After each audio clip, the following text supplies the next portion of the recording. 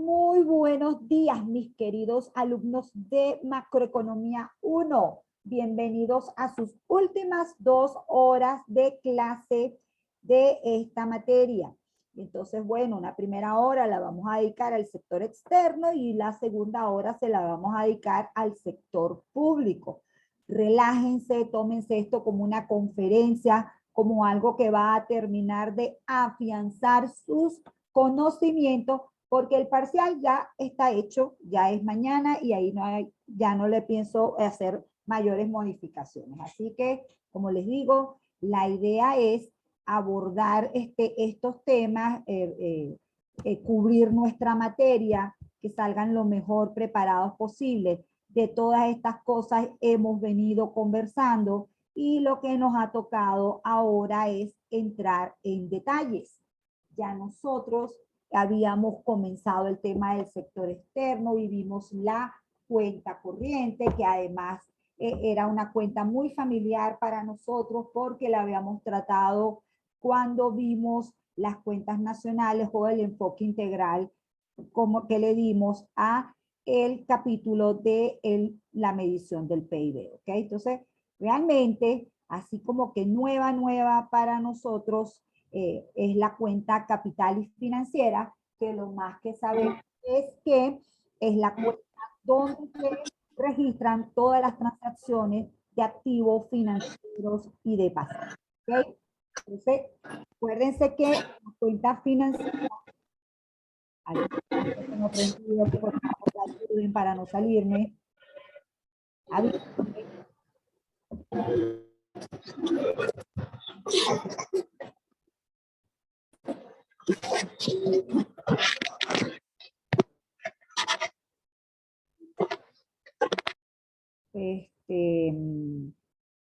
Ya apagó el micrófono. Yo que venía a apagarlo yo. Vamos otra vez entonces a la presentación. Ok, entonces repito, estamos en la cuenta capital y financiera y lo que les decía es que recuerden aquella frase que dijimos el jueves pasado. Todo movimiento de bienes y servicios tiene un movimiento equivalente en inversión, es decir, los activos financieros que van a respaldar los procesos productivos. En ese sentido, entonces, siempre en la cuenta capital y financiera lo que va a ocurrir es todas esas contrapartidas o todos esos instrumentos que son instrumentos de inversión. Se supone que es ahorro que se ha canalizado a la inversión, así que eso, o se tienen activos monetarios, es decir, se tienen cuentas corrientes, cuentas de ahorros en el sistema financiero, o se tienen activos no monetarios como los bonos y las acciones, ¿ok?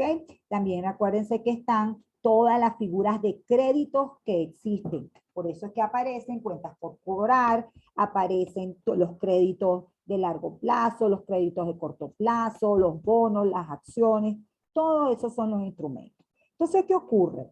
Como la economía compiladora necesita saber cuánto va a ser el término de permanencia, o sea, qué tanta permanencia puede tener esa inversión en la economía nacional y sobre todo diferenciar la inversión en producción de la inversión en activo financiero, pues entonces se desagrega en inversión directa, inversión de cartera y otra inversión.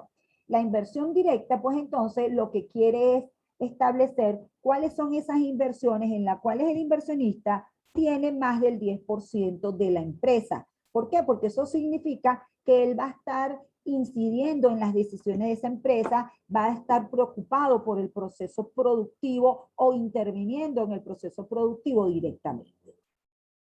En el caso de la inversión de cartera, también está la figura de acciones, pero allí todos esos socios son minoritarios, tienen menos del 5% dentro de la empresa y realmente están comprando esas acciones con el objetivo de tener ganancia en el precio en algún momento, o sea, una inversión de activo financiero, ¿ok? Y en el caso de los bonos, pues obviamente son la figura por excelencia para que las empresas consigan financiamiento y el gobierno, y obviamente entonces en las inversiones allí, pues las personas van tener esos papeles o se van a deshacer de esos papeles dependiendo de cuáles sean los precios, cuáles sean las condiciones y cuál sea en líneas generales el desenvolvimiento de la economía. Entonces, de manera que todo lo que no son compras de acciones de más del 10% de una empresa, que es lo que es inversión directa, o todo lo que no sea acciones o bonos con propósitos especulativos, que es lo que es inversión de cartera, va en otra inversión. De manera que entonces en otra inversión van las cuentas por cobrar, los créditos otorgados, los depósitos, las disponibilidades de divisas, ¿sí? Todas esas operaciones que se registren en activo o todos esos activos monetarios que tengan las personas. Básicamente son activos monetarios o créditos que se otorgan, ¿ok? Esa sería la concepción general de la inversión de la cuenta capital y financiera. Todo lo que hemos hablado ahorita va en la cuenta financiera. ¿Qué es lo que va en la cuenta de capital? Las transferencias de capital y la condonación de deuda. Es decir, así como existen las transferencias corrientes que tienen que ver con las remesas o que tiene que ver con a la hora de que haya algún siniestro que usted reciba o de medicinas, de ropa, de servicios pónganse, de médicos y este tipo de cosas, esos son recursos considerados corrientes. Ahora, si la transferencia es una maquinaria, si la transferencia es una condonación de deuda, algo que tenga, esté relacionado no a un bien corriente, sino a un bien de capital, pues entonces es una transferencia de capital y va en esa cuenta. ¿Okay? Entonces esa es la importante distinción entre cuenta capital y cuenta financiera. ¿Okay? También en la cuenta capital van los activos intangibles, es decir, van este tipo de figuras como las... ay, Dios mío, se me fue el término ahorita, las franquicias, cualquier tipo de activo intangible que se tenga, también va allí en esa cuenta, ¿ok? Entonces, bueno, esa es la forma de estructurar la cuenta capital y financiera de una economía. Entonces, los activos financieros están ordenados por el impacto que tengan en la economía. Los que les dije, para un país la inversión directa tiene mucha relevancia para la generación del PIB, del ingreso nacional disponible.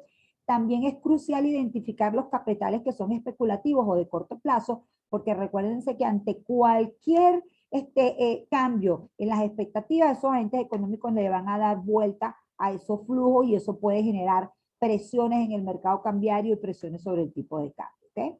El resto de los activos financieros van a estar en la cuenta de otra inversión y están asociados a todo lo que tiene que ver con activos monetarios. Básicamente, recuérdense que los activos fijos no forman parte de transacciones entre residentes y no residentes. Ay, profe, ¿qué significa eso? Que un no residente puede tener un apartamento en el extranjero, que un residente puede tener un apartamento en el extranjero o un no residente aquí. Claro que sí, pero el apartamento, el activo como tal, es propiedad de esa economía, ¿sí? Está computado al stock de capital de esa economía. Y lo que tiene la persona es la propiedad del inmueble, la propiedad de usarlo, lo puede vender, puede hacer lo que quiera con él, pero el inmueble está catalogado como stock de capital de esa economía. ¿Ok? Entonces, vamos a ver un poquito la cuenta capital y financiera. Algún día llegamos. Por supuesto, vamos a verlo de una vez. Lo hemos dicho varias veces, lo terminamos de confirmar. Existen unos activos y pasivos que son de la autoridad monetaria. Esos son activos y pasivos de reservas. Recuérdense que son activos financieros en poder del Banco Central o de la autoridad monetaria. Por supuesto, cuando le decimos neto, es porque le hemos restado las obligaciones que haya adquirido esa autoridad monetaria. De manera que como activo estamos hablando del oro monetario, de las divisas, de los depósitos en el extranjero, de los derechos especiales de giro. Hay una posición que se llama, hay un activo que se llama posición en el Fondo Monetario Internacional. ¿Okay? Entonces, bueno, veamos la cuenta capital y financiera. Repito, vamos a tener la inversión directa, la inversión de cartera, la otra inversión. Vamos a tener eso desagregado en activos y en pasivos. Y obviamente de los movimientos activos y pasivos vamos a tener los grandes saldos. Es decir, por ejemplo, en la cartera, en la inversión directa, vamos a tener Como activo, lo que nuestros residentes inviertan en el extranjero. Como pasivo, los que los no residentes inviertan en esta economía. Entonces, el saldo en la inversión va a ser la diferencia entre los movimientos de activos y pasivos.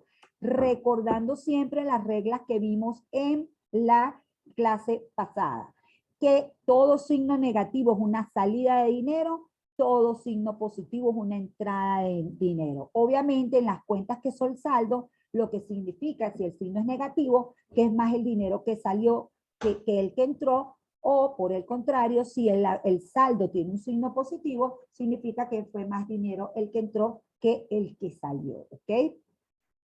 Y recordando también que los activos crecen con signo negativo. ¿Por qué? Porque para aumentar esta posesión de activos financieros hay que mandar un dinero para cancelar ese activo que se está adquiriendo, de manera que todo crecimiento de activos es una salida de dinero. Por el contrario, todo aumento de pasivos es una entrada de dinero, precisamente estamos adquiriendo un compromiso con un tercero para obtener estos recursos y con estos recursos poder invertirlos en alguna actividad. ¿Okay? Entonces, en el caso de la inversión directa, aquí la semana pasada también vimos más o menos cómo estaban ocurriendo las cosas en los 2 años. Entonces, fíjense en la inversión directa. Tenemos en los dos casos montos positivos, pero bastante más pequeño el monto del 2018 que el del 2012. Entonces, en la parte interna tenemos como activo que aquí había aumentado considerablemente nuestro activo en el exterior. Aquí ya realmente era, ¿cómo se llama? También había aumentado, pero menos. Y en el país también hubo aumentos, pero igual, la proporción es muy distinta a la del 2018 con respecto a las del 2012. Les adelanto que los detalles sobre los movimientos no son tan fáciles de saber ahorita porque el Banco Central, todo este tipo de reseña de la economía, hace una publicación que se llama el informe económico y da todos esos detalles, pero el Banco Central no ha publicado informes económicos del 2012. Entonces, cuesta bastante ver cuáles son las, o sea, se identifica la partida, pero exactamente no se sabe la transacción a qué se debe, ¿ok? Bueno, en el caso de la inversión de cartera, también vamos a tener activos y pasivos, pero además lo desagregamos en sector público y en sector privado y en las dos principales renglones. Siempre que escuchen el término título de participación en capital, esos son acciones. Y siempre que escuchen esto de títulos de deuda, obviamente son bonos, letras del tesoro, ¿sí? Ese tipo de instrumentos. En el caso de que nos ocupa, la inversión de cartera también tiene signo positivo, igual que la otra tendencia, mucho mayor en el 2012 que en el 2018, pero también significa entrada de dinero. Rápidamente podemos ver que en el 2012 hubo un incremento de pasivos considerable. Vean estos títulos de deuda de parte del sector público. Eso seguramente ayudó mucho a este gran número que está aquí.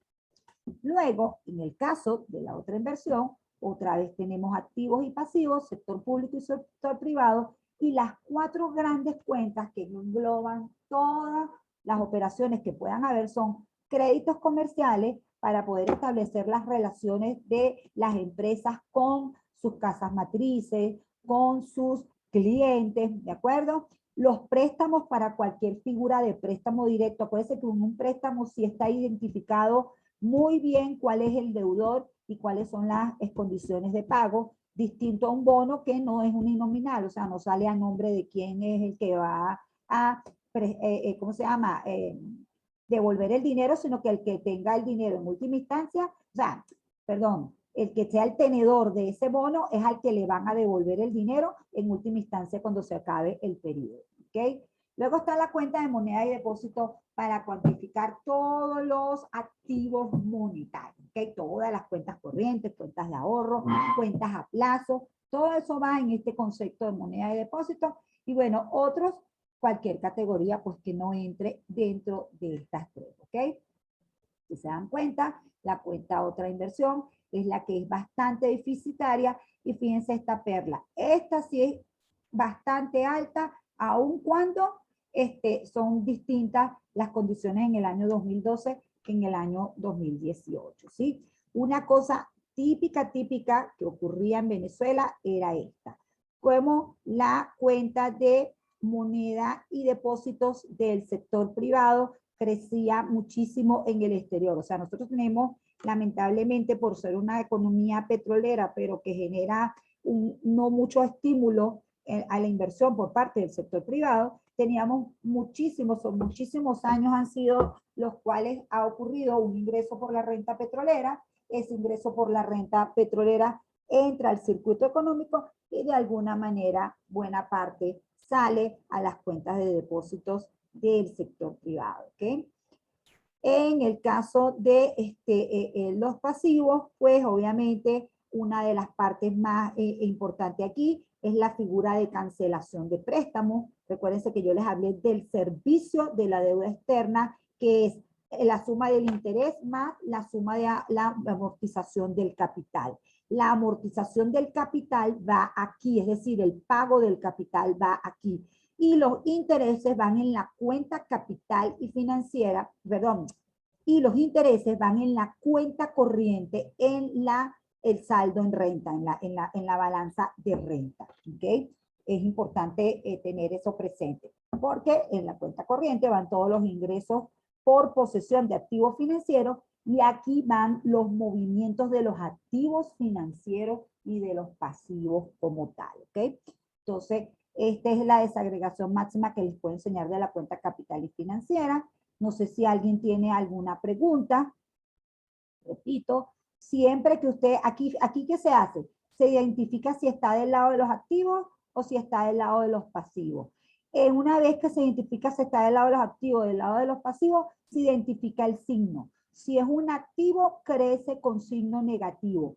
Si es un pasivo, crece con signo positivo, ¿de acuerdo? Eso es lo más importante del análisis allí.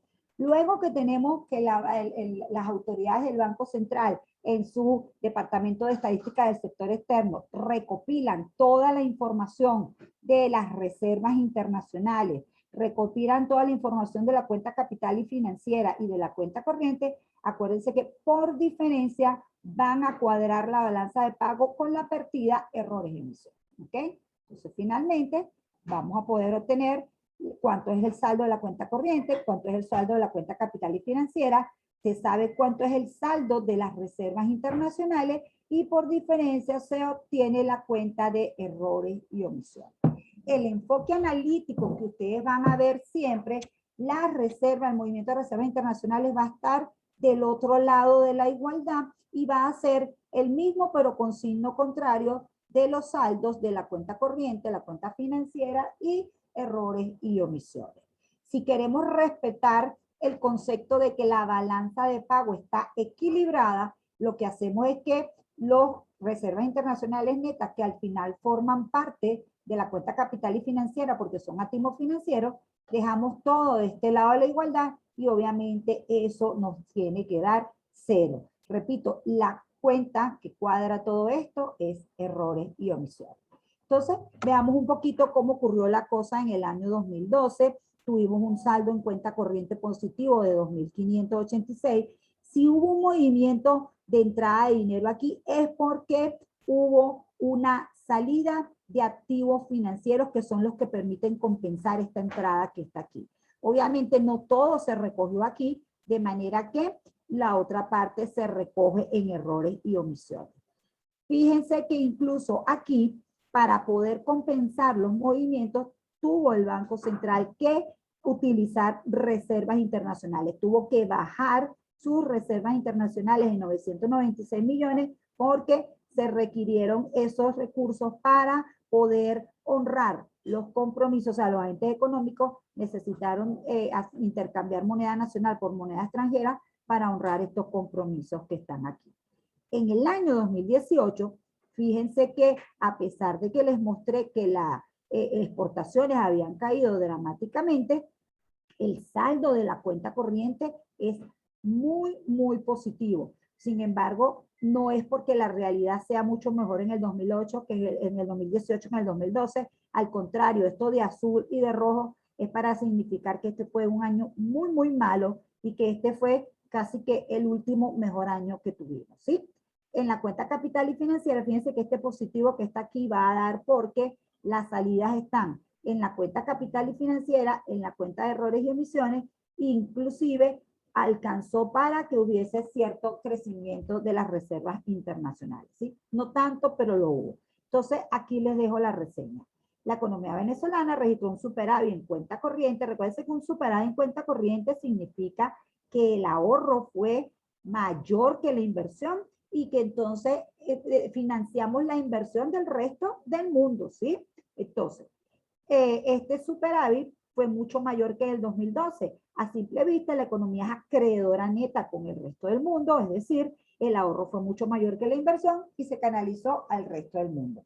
En contrapartida, la cuenta capital y financiera y errores y emisiones arrojan déficit.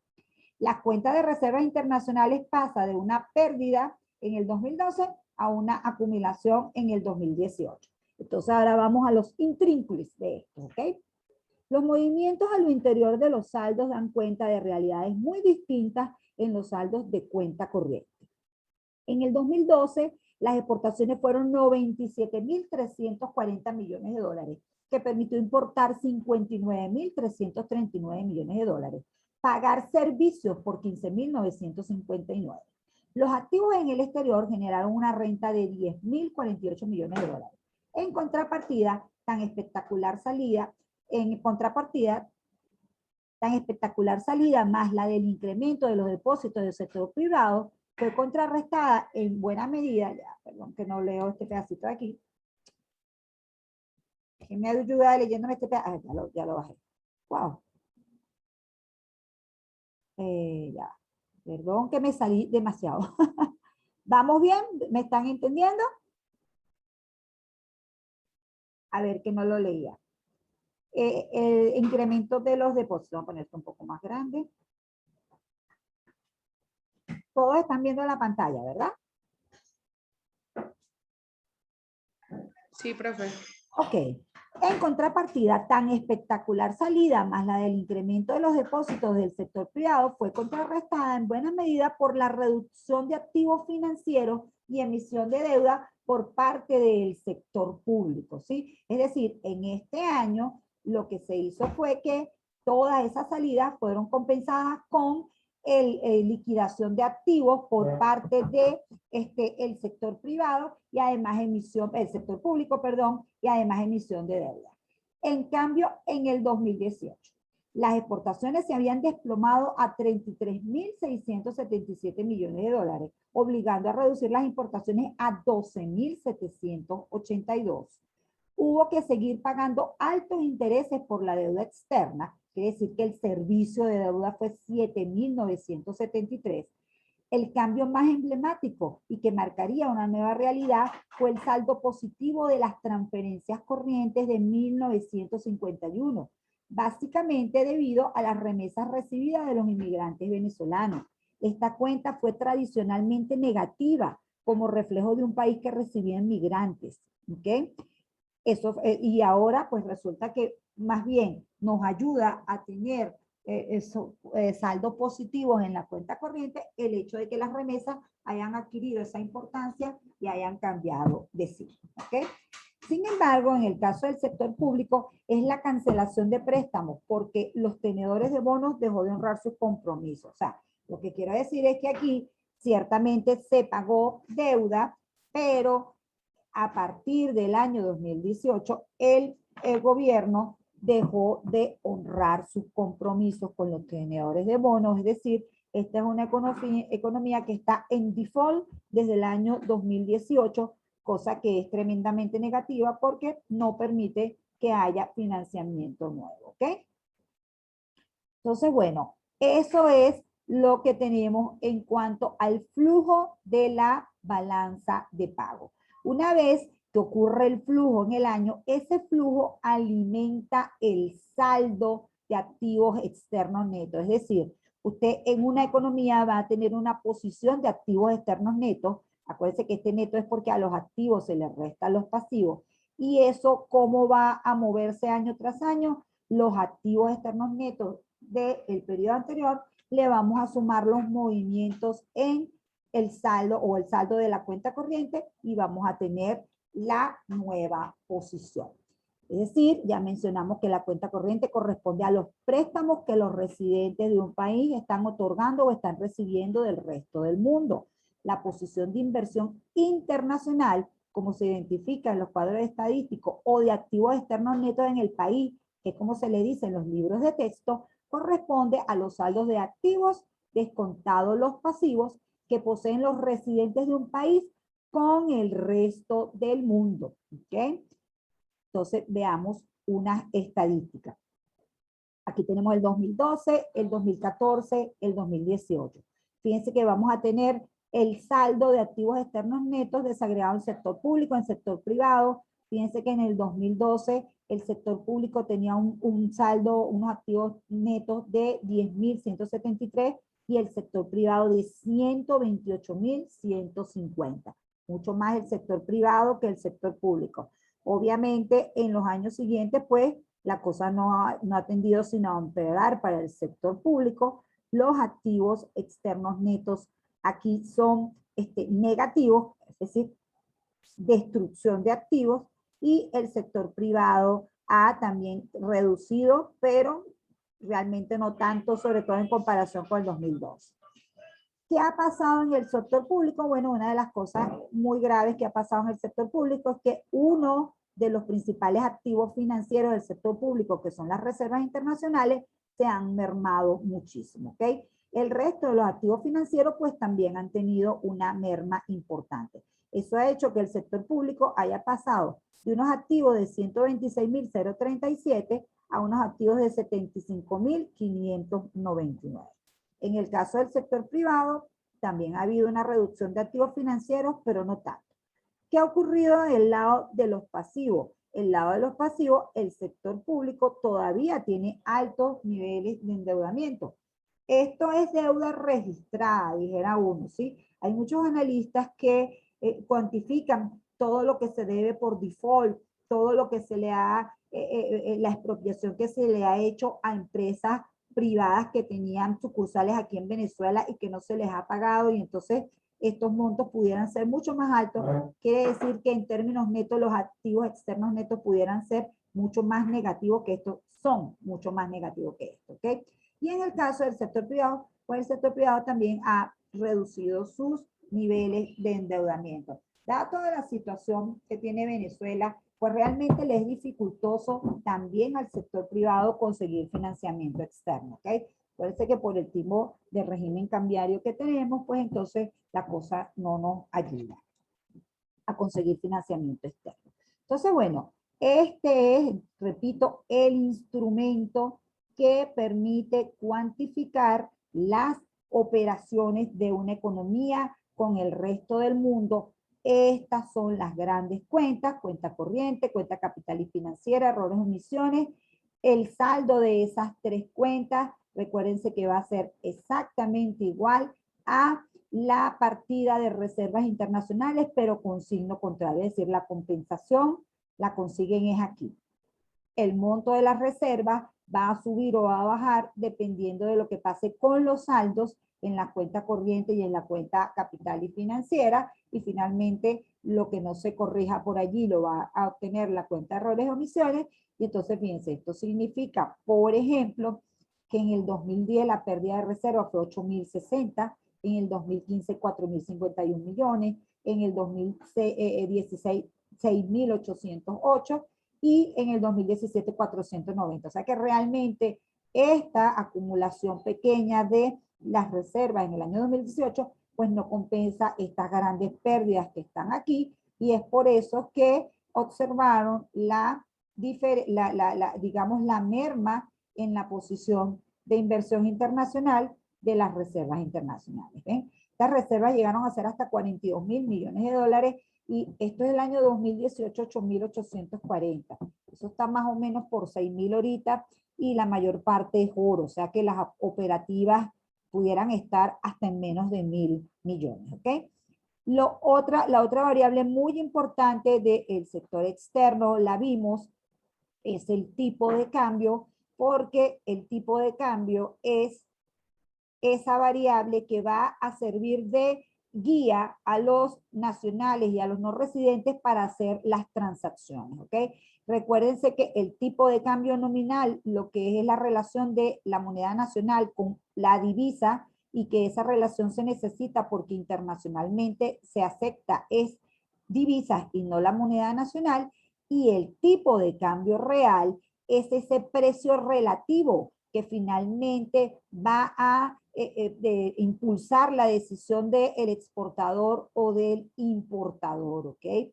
Y que ese tipo de cambio real, recuérdenlo, es una relación de precios, una relación de canasta de precios de los bienes, de las economías extranjeras, que son nuestros principales socios, y de la economía nacional, ¿sí? O sea, indicador de los precios de los bienes y servicios de un país en relación a otros países.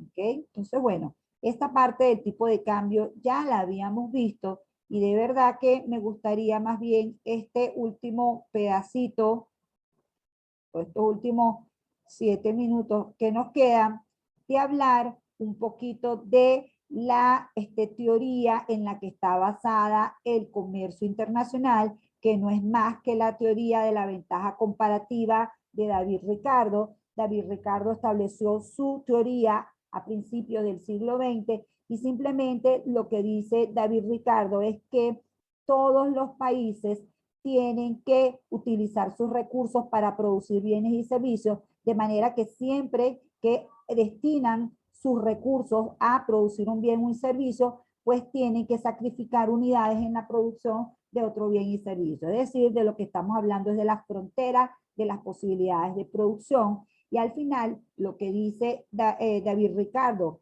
que de forma ingeniosa lo que hace es que la frontera de posibilidades de producción asume que es una constante, es decir, que es una línea recta, y compara las diferentes fronteras de posibilidades de producción de los países.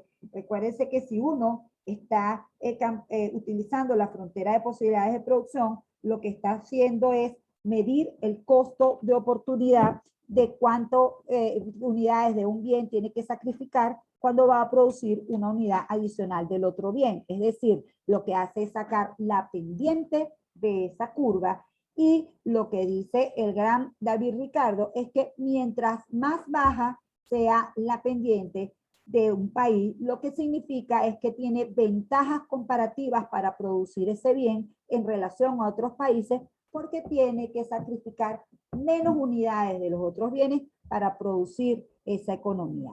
A ver, veamos un ejemplo sencillito.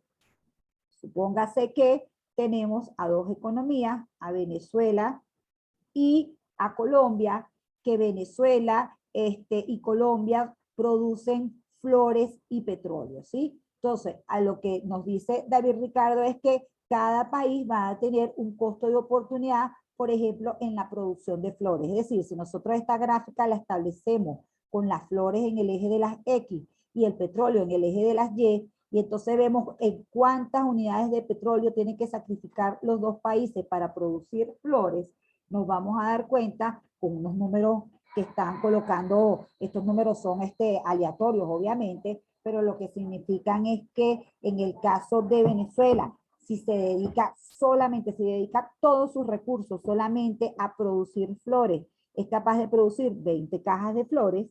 Si se dedica todos sus recursos solamente a producir petróleo, produce 35 barriles de petróleo, de manera que la pendiente de esta curva es 1,75. Producir una caja más de flores significa sacrificar 1,75 unidades de barriles de petróleo.